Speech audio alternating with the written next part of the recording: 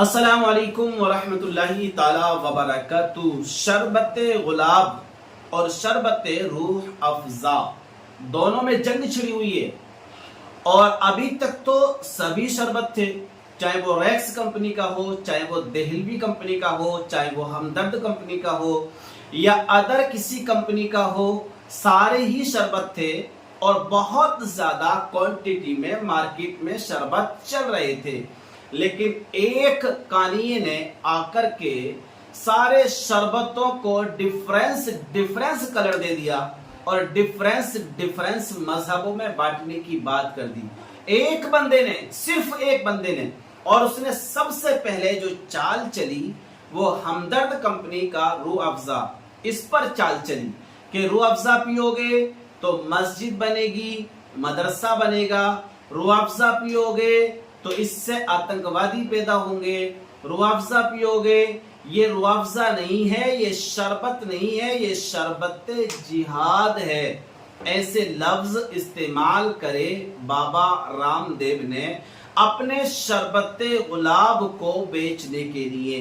जबकि इस अगर बेवकूफ से कोई पूछे कि शरबत ये भी एक उर्दू का लफ्ज है और गुलाब ये भी एक उर्दू का लफ्ज है, दोनों ही लफ्ज अपनी बोतल पर इसने डाले हैं, शरबत गुलाब, और ये दोनों ही उर्दू के लफ्ज हैं। चलो यहां पर भी बात कर लेते हैं। दोनों का रंग सेम है, उसका रंग भी सेम है, उसका रंग भी सेम है। साहब ने वीडियो बनाई और वीडियो बनाकर, क्योंकि अंधभक्त तो बहुत ज्यादा है ना, 80 से 90 करोड़ के आसपास अंधभक्त हैं, वीडियो वायरल हुई और कुछ न्यूज चैनल वालों ने चलाई। लेकिन बाबा जी जो चाह रहे थे वो असल में नहीं हुआ। होना ये चाहिए था कि बाबा जी के जो अंधभक्त थे वो शरबत रूह अफ़ज़ा को बंद कर देना चाहिए था, उसका बाइकआउट कर देना चाहिए था और उसको शरबत जिहाद कह करके उस पर पाबंदी लगा देनी चाहिए थी। मार्केट से इस शरबत को खत्म कर देना चाहिए था। लेकिन आपने एक चीज और देखी होगी, हमारे जो अजीत अंजुम जी हैं उन्होंने दिखाई है, कंपनी के अंदर गए हैं, कंपनी के अंदर जाने के बाद उन्होंने वहां के जो डायरेक्टर वगैरह हैं या जो भी वहां पर इसको मैन्युफैक्चरिंग में डॉक्टर वगैरह लगे हुए हैं उनसे सबसे बात की है।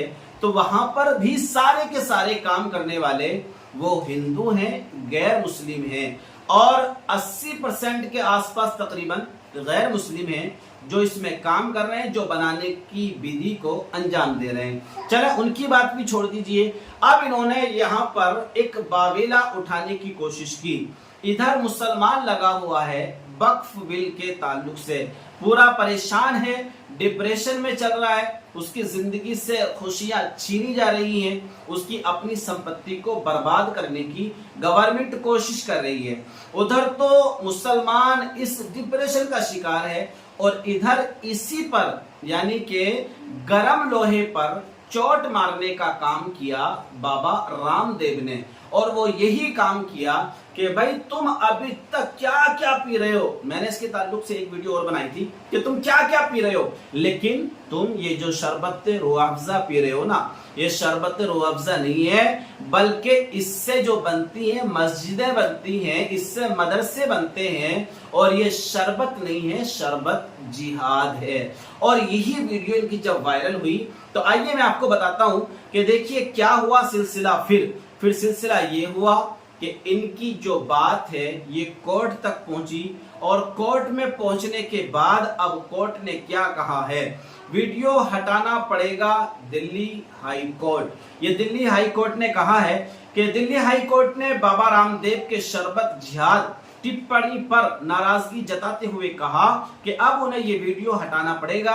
रूह अफ़ज़ा बनाने वाली कंपनी हमदर्द ने कोर्ट में अर्जी डाली थी जिस पर सुनवाई हुई। तो देखिए अब बाबा रामदेव जी यहाँ पर फंसे हुए नजर आ रहे हैं, क्योंकि इन्होंने किसी दूसरी कंपनी के लीगल प्रोडक्ट पर टिप्पणी की थी और उसने कोर्ट में एक अर्जी डाली थी और उस अर्जी की बुनियाद पर कोर्ट में सुनवाई हो गई है अल्हम्दुलिल्लाह। और अब बाबा रामदेव को सोशल मीडिया से अपनी वीडियो को हटाना पड़ेगा, अपने बयान को वापस लिया।